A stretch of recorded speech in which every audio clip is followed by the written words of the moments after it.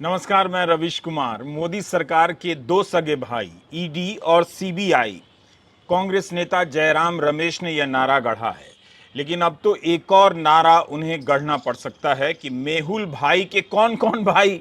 अब भाइयों की मिसाल रामायण की जगह मेहुल भाई के भाइयों से दी जाने लगी है कि 13,000 करोड़ के घोटाले में चार्जशीट होने के बाद भी मेहुल भाई आज तक भारत नहीं लाए जा सके हैं। मेहुल भाई आज तक भारत से फरार चल रहे हैं। इस कंट्री को छोड़कर मेहुल भाई भाग गए हैं।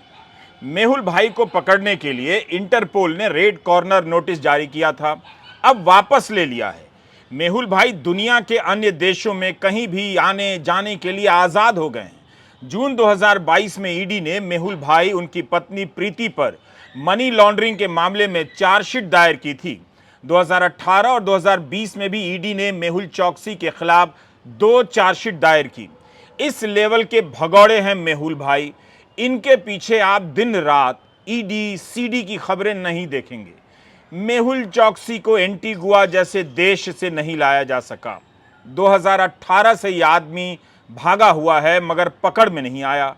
हिंदुस्तान टाइम्स के नीरज चौहान ने अपनी रिपोर्ट में लिखा है कि भारत सरकार ने इंटरपोल के इस फैसले का काफी विरोध किया, मगर इंटरपोल ने सरकार के पक्ष से असहमति जताई।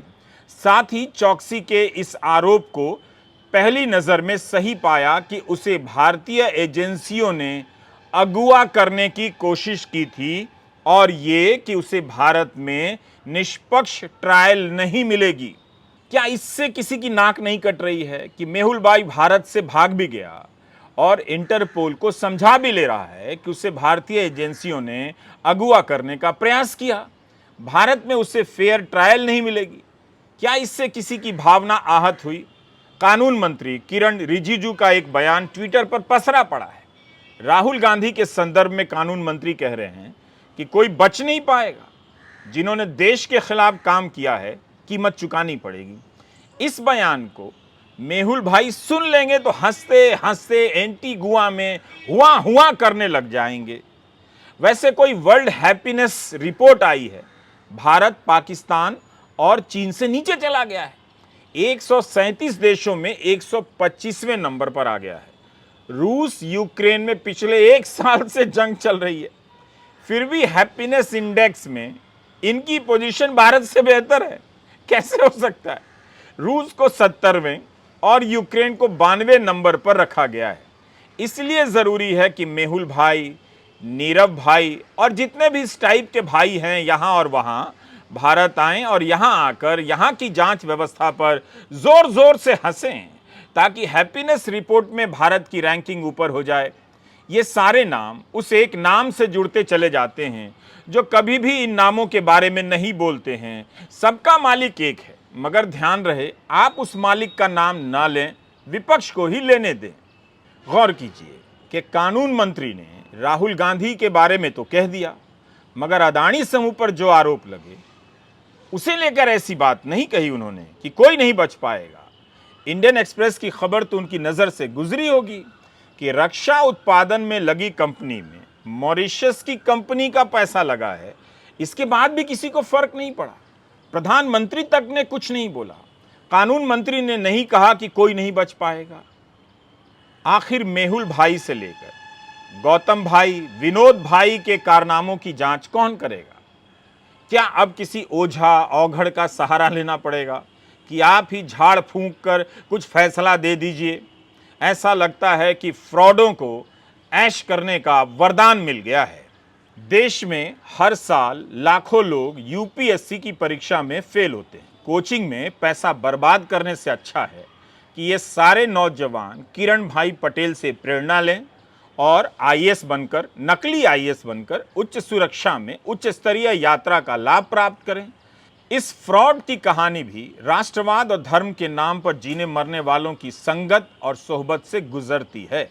बस इसकी कहानी छपनी बंद हो गई है, ताकि आप इस बेहोशी में रहें कि अब विश्व गुरु लेवल के एकमात्र देश में गलत होना बंद हो गया है। बताइए, इस पर तक चुप्पी साध ली गई। फ्रॉड की हैसियत गॉड जैसी हो गई है। गोदी मीडिया बीच बीच में दाऊद इब्राहिम के भारत लाए जाने को लेकर कहानियां ठेलता रहता है, ताकि आपके भीतर का एंटी मुस्लिम उसके बहाने, एक भगौड़े माफिया के बहाने जागने लगे और आप अपनी नफरत को सही मानते हुए पाल पोस कर बड़ा करते रहे। मगर वही नफरत मेहुल भाई जैसों के लिए नहीं नजर आती है, वरना आप उस सर्वोच्च नेता से पूछ सकते थे कि 13,500 करोड़ रुपए के कथित फ्रॉड का आरोपी अभी तक फरार क्यों चल रहा है, भागा भागा क्यों है। लेकिन यह पूछना आसान नहीं है। इसे पूछने के लिए अपने भीतर की नफरत की किलेबंदी गिरानी पड़ेगी।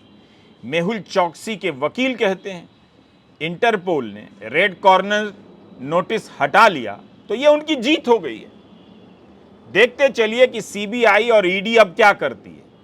तेजस्वी यादव की पत्नी गर्भवती हैं, तेजस्वी यादव की बहन गर्भवती हैं, तो उनसे पूछताछ हो गई, पूछताछ के नोटिस भेज दिए गए। इस हालत में भी जांच एजेंसियां उनसे पूछने जा रही हैं, पूछ चुकी हैं।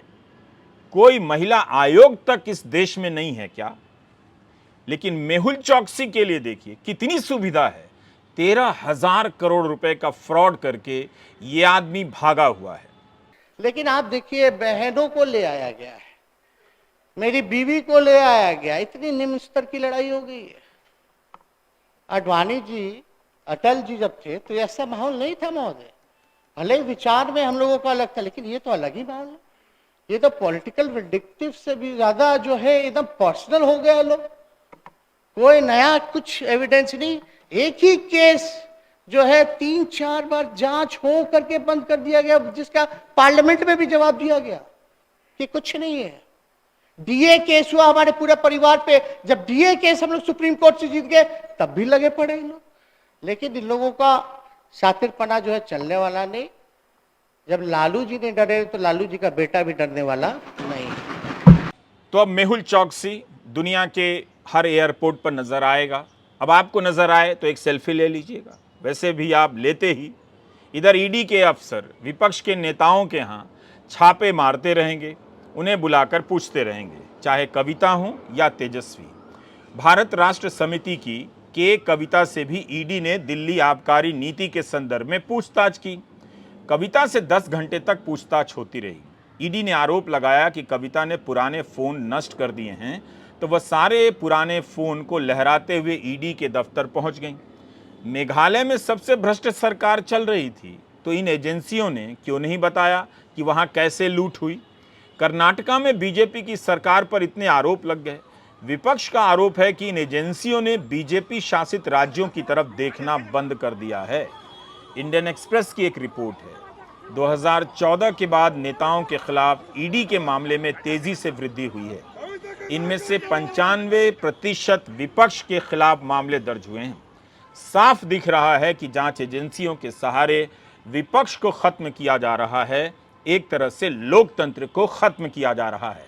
ये बात आप भले लंदन में ना कह सकें, मगर भारत में कह सकते हैं। अदानी समूह पर आप जितने भी आरोप लगा लें, मीडिया रिपोर्ट में चाहे जितने भी नए नए तथ्य सामने आ जाएं, मगर प्रधानमंत्री मोदी भाषण देंगे मदर ऑफ डेमोक्रेसी पर। उधर मेहुल चौकसी 13,000 करोड़ का चूना लगाकर भागा भागा घूम रहा है।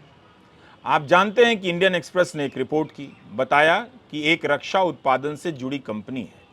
उस कंपनी में अदानी डिफेंस पैसा लगाती है और एक और कंपनी पैसा लगाती है। उस कंपनी में मॉरिशस की एक कंपनी पैसा लगाती है। वो कंपनी किसकी है और इस धंधे से जो लाभ होगा वो लाभ किसके पास पहुंचेगा, अंतिम लाभार्थी कौन है? जब ये सवाल उठा तो सरकार को कम से कम जांच की घोषणा करनी चाहिए थी, रक्षा मंत्री को बयान देना चाहिए था, मगर ये सब कुछ भी नहीं हुआ। इस तरह की कंपनियां जो होती हैं आमतौर पर उन्हें ऑफशोर शेल कंपनियां कहा जाता है। आज राज्यसभा में सरकार ने जवाब दिया है कि वित्त मंत्रालय के अधीन जो भी एक्ट हैं, अधिनियम हैं, उनमें ऑफशोर शेल कंपनियों को परिभाषित नहीं किया गया है और ना ही भारतीयों के पास कितनी ऐसी कंपनियां हैं इसकी कोई संख्या है। अब आप 2018-19 की खबरों को पलटिए। जिसमें सरकार के मंत्री सीना तान कर बता रहे हैं इतने लाख शेल कंपनियों को पकड़ा गया और बंद कर दिया गया। तब भी ये बात उठी थी कि ऑफशोर कंपनियां क्या हैं, शेल कंपनियां क्या हैं, इन्हें परिभाषित नहीं किया गया है। तो 2018 से 2023 आ गया, ये मूल काम क्यों नहीं हुआ? क्या ये छेद इसलिए छोड़ दिया गया ताकि समय आने पर किसी को बचाया जा सके? इस बात का आपको ध्यान रखने की ज़रूरत है। क्या ये वजह हो सकती है कि अदानी समूह पर जब आरोप लगे तो सरकार ने जांच करने की कोई सक्रियता नहीं दिखाई? संसद चल नहीं पा रही है। अदानी समूह के मामले में जेपीसी से जांच की मांग को लेकर आज भी संसद परिसर में विपक्ष ने आवाज उठाई, प्रदर्शन किया। संसद भवन के प्रथम तल से बैनर भी लटकाया गया जिस पर लिखा था, हम जेपीसी चाहते हैं। कांग्रेस नेता मल्लिकार्जुन खड़गे अदानी को परम मित्र कहते हैं। उन्होंने ट्वीट किया है कि परम मित्र को बचाने के लिए लोकतंत्र को दांव पर मत लगाओ, जेपीसी बैठाओ, संसद चलाओ और सच्चाई सामने लाओ। मुझे बताते हुए बहुत दुख है कि केंद्र में बैठी सरकार, जिसकी ईडी सीबीआई रोजाना विपक्ष के नेताओं को पकड़ने में तो अपनी सक्रियता दिखाती है, वो मेहुल चोकसी के खिलाफ सबूत इकट्ठा करके इंटरपोल को नहीं सौंप पाई। क्योंकि भारत सरकार ने मेहुल चोकसी के खिलाफ एक मजबूत केस इंटरपोल को नहीं सौंपा, उसके चलते इंटरपोल ने रेड कॉर्नर नोटिस जो मेहुल चोकसी के खिलाफ जारी किया गया था उसे रद्द कर दिया। आज सब लोग पूछते कि 13,000 करोड़ रुपए का गबन कर कर आपकी आंखों में 5 साल से धूल झोंक रहा है आपका मेहुल भाई। इंटरपोल ने उसके खिलाफ रेड कॉर्नर नोटिस हटा लिया है, अब उसको कैसे लाइएगा वापस? संसद नहीं चल रही है। बीजेपी राहुल गांधी से माफी की मांग कर रही है। राहुल गांधी का कहना है कि उन्हें संसद में बोलने नहीं दिया जा रहा है। राहुल ने लोकसभा स्पीकर को पत्र लिखा है और कहा है कि उन्हें बोलने दिया जाए क्योंकि सदन में उनके खिलाफ 4 मंत्रियों और बीजेपी के अन्य नेताओं ने आरोप लगाए हैं। वे इन आरोपों पर जवाब देना चाहते हैं। अब अगर माफी मांगने की बात हो रही है तब राहुल गांधी को बोलने तो देना ही चाहिए। वो माफी कैसे मांगेंगे? अपनी सफाई तो देंगे, अपना पक्ष तो रखेंगे। क्या बीजेपी ये मौका नहीं चाहती है? अगर राहुल गांधी ये साबित कर रहे हैं कि उन्हें बोलने नहीं दिया जा रहा है तो क्या ये इतनी बड़ी बात है कि राहुल को बोलने का मौका देकर उन्हें गलत साबित कर दिया जाए? क्या ये डर है कि जब ये मौका मिलेगा तो राहुल गांधी फिर से पोल खोल देंगे? क्या ये डर है? इस डर को ईमानदारी से स्वीकार करने की जरूरत है या इसे दूर करने की जरूरत है ताकि संदेह खत्म हो जाए। इस बीच ट्विटर पर 2 सांसद भिड़ गए हैं, तृणमूल कांग्रेस की महुआ मोइत्रा और बीजेपी के निशिकांत दुबे। इन दोनों ने इतनी ही तो शालीनता बरती है कि दोनों एक दूसरे का नाम नहीं लेते हैं, मगर इशारे में साफ साफ बता देते हैं कि किसके बारे में बात हो रही है। महुआ मोइत्रा ने 14 मार्च को ट्वीट कर किसी सांसद की डिग्री फर्जी होने का इशारा किया। 17 मार्च को महुआ ट्वीट करती हैं कि 2009 और 14 के अपने हलफनामे में माननीय सदस्य ने दिल्ली यूनिवर्सिटी से पार्ट टाइम एमबीए करने का दावा किया है। कृपया नोट कीजिए, 2019 से पहले अपनी शैक्षणिक योग्यता की पूरी सूची देनी होती थी। 27 अगस्त 2020 को दिल्ली विश्वविद्यालय ने अपने लिखित जवाब में कहा है कि इस नाम का कोई भी उम्मीदवार 1993 के साल में किसी भी एमबीए कोर्स में ना तो एडमिशन लेता है और ना पास होता है। आरटीआई में भी इस जवाब का दावा किया गया है। 2019 के हलफनामे में माननीय सदस्य ने एमबीए का जिक्र ही नहीं किया। इसकी जगह केवल यह लिखा है कि 2018 में राजस्थान की प्रताप यूनिवर्सिटी से प्रबंधन में पीएचडी की है। महुआ मोइत्रा लिखती हैं कि कृपया नोट कीजिए कि यूजीसी के तहत डीम्ड यूनिवर्सिटी से कोई भी तब तक पीएचडी नहीं कर सकता जब तक कि उसके पास मास्टर की डिग्री ना हो। यही नहीं, प्रताप यूनिवर्सिटी के लिए अपने पीएचडी आवेदन में माननीय सदस्य दिल्ली यूनिवर्सिटी से एमबीए का जिक्र तक नहीं करते, बल्कि इसकी जगह लिखते हैं कि 2013-15 के बीच प्रताप यूनिवर्सिटी से ही एमबीए किया है। महुआ ने पूछा है कि क्या 1993 में दिल्ली यूनिवर्सिटी ने एमबीए की डिग्री जारी की थी? यही नहीं, मैं देखना चाहूंगी कि प्रताप यूनिवर्सिटी में माननीय सदस्य की हाजिरी का, अटेंडेंस का रिकॉर्ड कैसा है। 2013-15 के बीच उन्होंने फुल टाइम MBA कैसे कर लिया, जबकि इस दौरान वे सांसद थे। महुआ चाहती हैं कि लोकसभा में उनकी हाजिरी और प्रताप यूनिवर्सिटी में उनकी हाजिरी को मिलाया जाए, लेकिन प्रताप यूनिवर्सिटी की डिग्री में तो क्यूमुलेटिव की स्पेलिंग भी गलत लिखी गई है। महुआ एक और ट्वीट में कहती हैं कि 2009 के हलफनामे में माननीय सदस्य की उम्र 37 साल है, 2014 के हलफनामे में 42 साल है। दोनों ही हलफनामों के अनुसार मैट्रिक पास हुए हैं 1982 में। तो क्या 10 साल की उम्र में मैट्रिक पास कर गए? अब यह सवाल किससे पूछें? एक सांसद की डिग्री को लेकर पब्लिक में गंभीर सवाल उठा रही हैं। तो ऐसे में क्या होना चाहिए था? यही कि जांच होनी चाहिए थी और बता देना चाहिए था कि महुआ मोइत्रा के आरोपों में दम है भी या नहीं। महुआ भी अपने ट्वीट में आक्रामक नजर आती हैं, तो जवाब में निशिकांत दुबे भी कम आक्रामक नहीं है, मगर दोनों की भाषा में बहुत अंतर है। धर्म और राष्ट्रवाद की राजनीति के दौर में किसी को इस भाषा का अध्ययन तो करना ही चाहिए।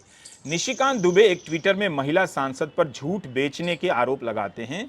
महिला सांसद बाकायदा सांसद हैं, मगर महुआ को तथाकथित महिला सांसद लिखते हैं।